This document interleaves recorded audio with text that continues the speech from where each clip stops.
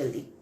110 number की कुंडली अब ले रही हूं और इनका बर्थ का डिटेल है 24 जून 1996 और 11:43 दिन को, और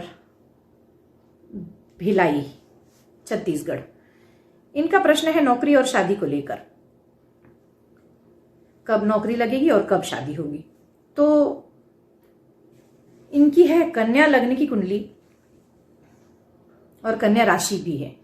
कन्या लग्न कन्या राशि, इसका मतलब चंद्रमा लग्न में ही मौजूद है, तो आप बेशक आप बहुत ज्यादा खूबसूरत होंगे। खूबसूरत का अर्थ ये है कि अट्रैक्टिव होंगे, मतलब लोग आपको देखते ही ऐसा लगता होगा कि आप में एक अट्रैक्शन है एक टाइप का। लेकिन साथ में राहु भी है, तो ये एक ग्रहण योग बना रहा है लग्न को, इसलिए ये कह सकती हूँ कि आप बहुत ज्यादा चिड़चिड़े हो जाते होंगे, कई बार बेचैन हो जाते होंगे, निगेटिव सोचते होंगे, या आपको बहुत जल्दी डिप्रेशन आता होगा, ऐसी स्थिति हो सकती है।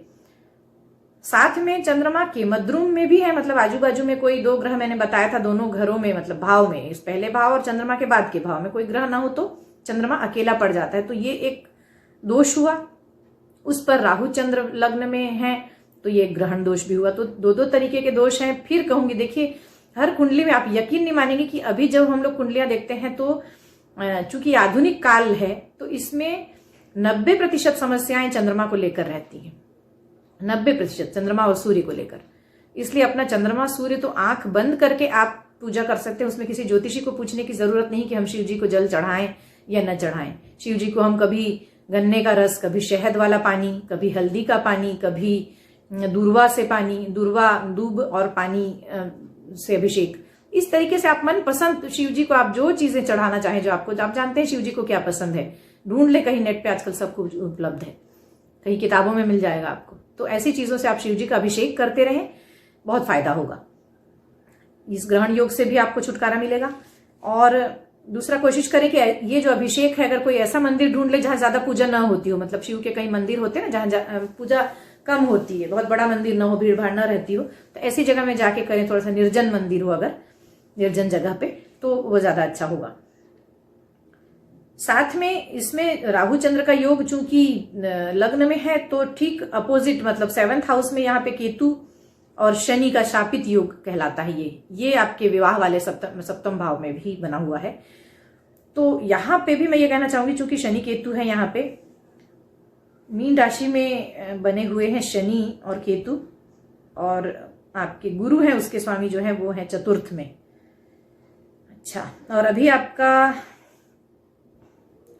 राहु की दशा ही चल रही है। अच्छा, आपका कन्या लग्न और कन्या राशि है, चंद्रमा और राहु ये हो गए। आप एक काम कीजिए, सबसे पहले तो शिव जी का जो मैंने कहा वो कीजिए। इसके अलावा गणेश जी का अभिषेक भी साथ साथ में शुरू करें, मतलब रोज शिव जी को करें और बुधवार के दिन शिव गणेश दोनों को कर ले, या रोज दोनों को करें।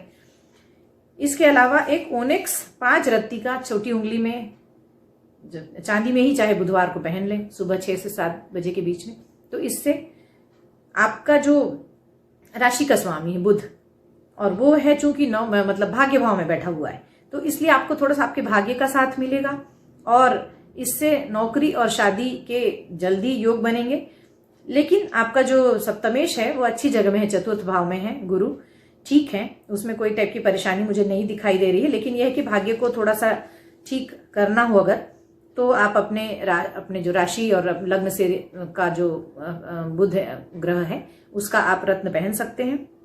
एक काम और कीजिए कि खुद के ऊपर से जौ, इससे बहुत सारी चीजें ठीक होंगी। जो ग्रहण योग है वो ठीक होगा, शापित योग भी ठीक होगा।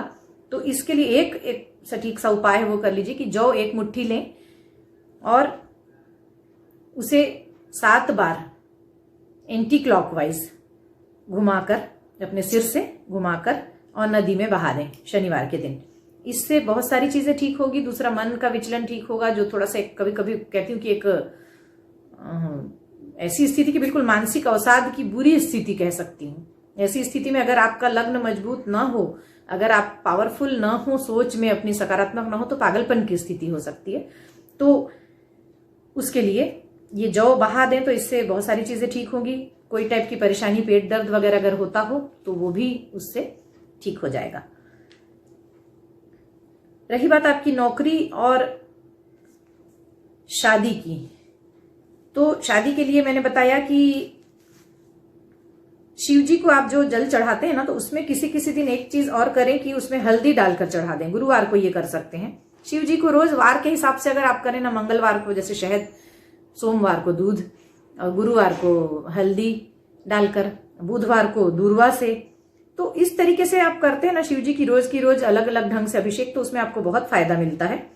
तो ये करना शुरू कर दें हफ्ते में 7 दिन अलग अलग चीजों से, तो आपको बहुत फायदा होगा।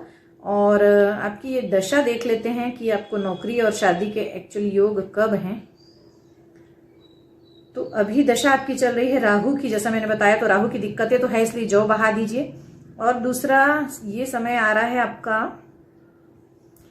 10 अगस्त 2021, मतलब ये जो 2-3 महीने बाद का समय एक ऐसा आ रहा है कि जिसमें 10 अगस्त 2021 से लेके 28 फरवरी 2024 तक, मतलब ये एक 21, 22, 23, 24, ये 2-2.5 साल का जो पीरियड है, उस पीरियड में आपकी नौकरी भी हो जाएगी और शादी भी हो जाएगी। ये एक पीरियड है, इस बीच में कोशिश करते रहिए, उसमें कभी भी हो सकता है, आज से 6 महीने बाद भी हो सकता है, कोशिश करते रहिए।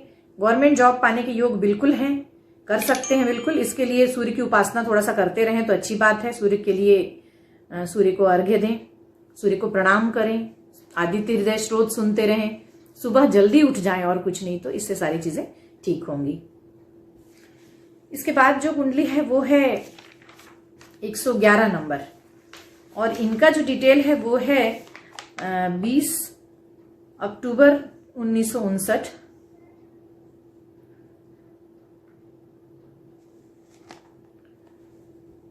रात को 2:19,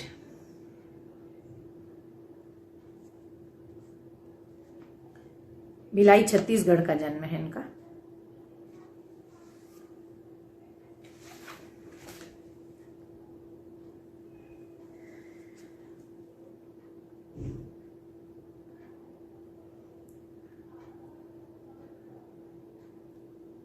बीस अक्टूबर 1959, 2:19 AM, भिलाई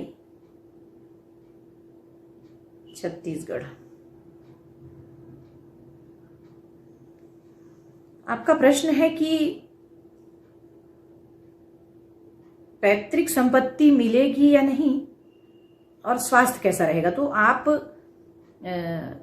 चूंकि महिला है और पैतृक संपत्ति मतलब ससुराल की संपत्ति से आपका आशय है, जैसा हमारी बात हुई थी, तो आपको ये बताना चाहूंगी कि अगर पति की कुंडली होती तो हम उसे ही ले लेते, लेकिन चलिए ठीक है, आपके ससुराल के पक्ष से हम लोग देख लेते हैं। अभी आपका है सिंह लग्न और वृषभ राशि। अभी आपकी शनि की दशा में शुक्र का अंतर चल रहा है। राहु आपके हैं धन भाव में, और राहु की 5वीं दृष्टि रोग ऋण भाव में हो रही है।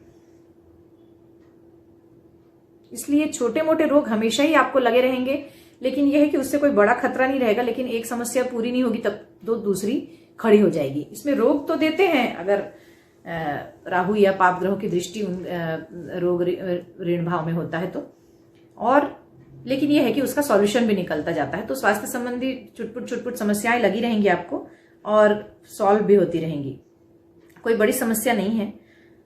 सूर्य को अर्घ्य दिया करें, धूप में रोज बैठें। आप एक चीज देखें कि सूर्य बहुत ही वीक हो रहा है, षड्बल में भी जाके बहुत वीक है, तो इसमें धूप में रोज बैठे, हड्डियों की परेशानी हो सकती है।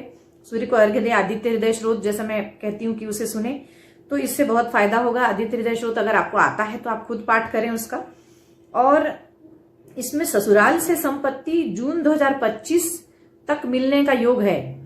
अभी थोड़ा सा समय है उसमें, मैं सोचती हूँ कि अभी 23-22 के अंत तक जाके ये बातें शुरू होंगी इसको लेकर, संपत्ति को लेकर। और उसके बाद 25 के मिड में, जून में, ऐसा लग रहा है कि आपको कोई संपत्ति ससुराल की ओर से मिलनी चाहिए, ऐसा दिख रहा है। लेकिन इसकी पुष्टि मुझे ऐसा लगता है कि आपके पति की कुंडली से ज्यादा स्पष्ट हो जाएगी। लेकिन आपके जो ससुराल का जो योग है वो राहु से देखा जाता है, तो उसमें मुझे लग रहा है कि चूंकि धन भाव में है राहु खुद बैठे हुए, तो इसे मिलने का पूरा योग है। लेकिन कोशिश करें कि इस धन, आपको जो संपत्ति मिलती है उसे आपको संभालना पड़ेगा। मुझे ऐसा लग रहा है कि ये संपत्ति कहीं आपके गलत निर्णयों से आपसे दूर न हो जाए, मतलब आप कोई ऐसा निर्णय न ले बैठे कि जिसके कारण ये संपत्ति आपके हाथ से निकल जाए या कुछ नुकसान हो इसमें आपको। तो थोड़ा सा उसमें संपत्ति अगर मिलती है तो उसके बारे में सोच समझ के निर्णय लेंगे। आगे जो कुंडली है वो है 112 नंबर की, और इनका है डेट ऑफ बर्थ है 30 जुलाई 1994।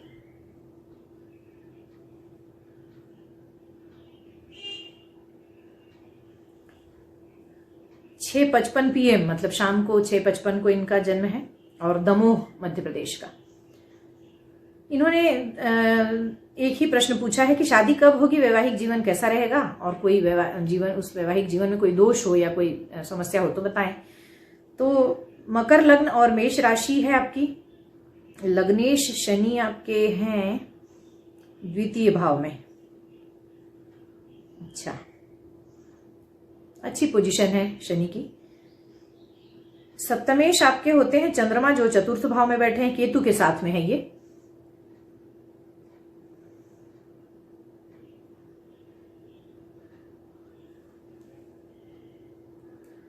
सूर्य सप्तम भाव में अकेले हैं। सूर्य को कहते हैं कि ये थोड़ा सा विच्छेद कराते हैं, इनकी दृष्टि जो होती विच्छेद कराने वाली होती, लेकिन खुद बैठे हैं वहां पे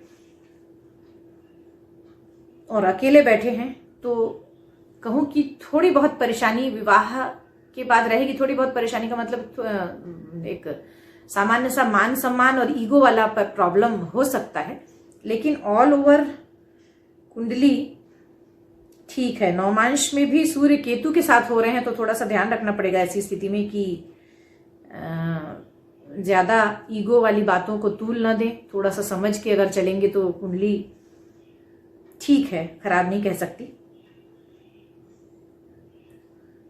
साथ में इनका विवाह का समय पूछ रहे हैं आप लोग, विवाह का, तो वो होता है, अभी चंद्र की दशा चल रही है और चंद्र में इस समय चल रहा है, जब तक मेरा ख्याल है ये बस ये 8 जून से ही चंद्र में मंगल आ रहा है।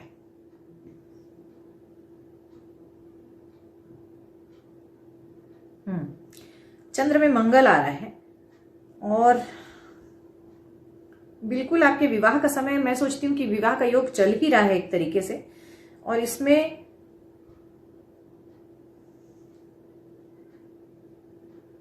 दरअसल मुझे ऐसा लगता है कि आपके विवाह की बातचीत कहीं ना कहीं चल रही है इस समय, और अगर चल रही है तो योग बिल्कुल इस समय चालू ही है।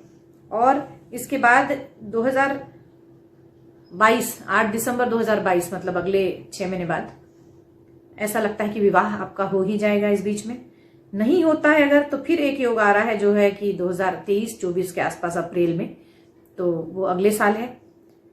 इस बीच में विवाह हो जाए, उसके लिए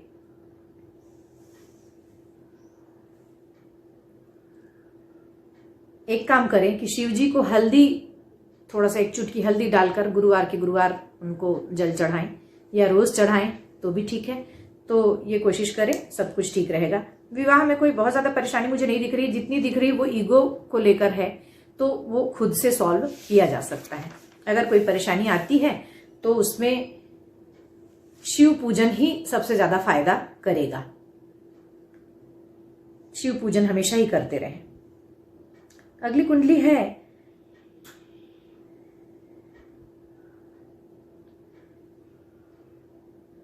113 नंबर, और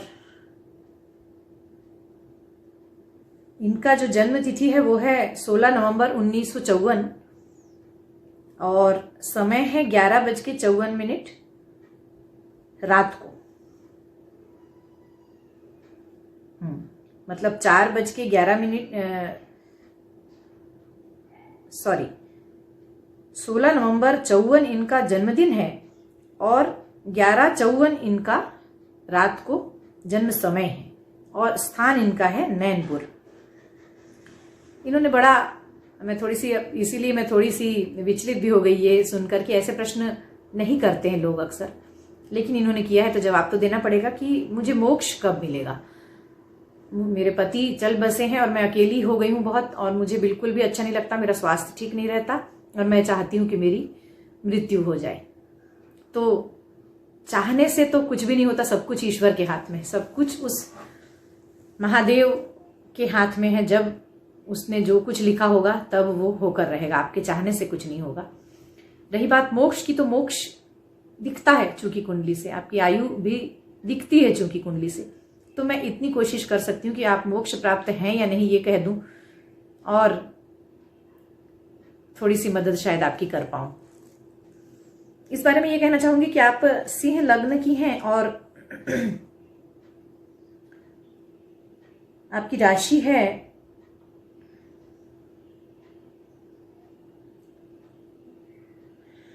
कर्क, जो कि 12वें भाव में है, जो चंद्रमा, और गज केसरी योग बना रहा है 12वें भाव में। आपका जो प्रश्न है मोक्ष का, मैं कहूं कि सचमुच आप मोक्ष प्राप्त व्यक्ति हैं आपको, लेकिन जब तक समय नहीं आया है तब तक आपकी इच्छा से कुछ भी नहीं होने वाला। तो जब तक समय नहीं आया है तब तक धर्म का पालन करें, धर्म के रास्ते पर चलें। आपको एक बारीक बात बताना चाहूंगी कि जब तक आप चाहेंगी और निगेटिव सोचेंगी कि आप अकेली हैं और आपको अब इस दुनिया में नहीं रहना है, तब तक वो समय नहीं आएगा, और बहुत कठिनाई से आएगा, बहुत राह देखने पर बहुत कठिनाई से आएगा। इसलिए करके जो भी अभी आपको हासिल है, जितनी भी उम्र, उसमें आप बहुत सकारात्मक रहिए। और सकारात्मकता कैसे आएगी? तो धर्म से आएगी। तो ईश्वर पर अपनी आस्था बना के रखें, ईश्वर का ध्यान करें। गज केसरी योग आपका 12वें भाव में है, इसलिए आप मोह माया से मुक्त मोक्ष प्राप्त व्यक्ति हैं, ये मैं कह सकती हूं। इस समय दशा चल रही है राहु की, और राहु की दशा आपकी खत्म होगी 2031 में, अभी 10 साल है। और इसके बाद फिर गुरु की दशा आएगी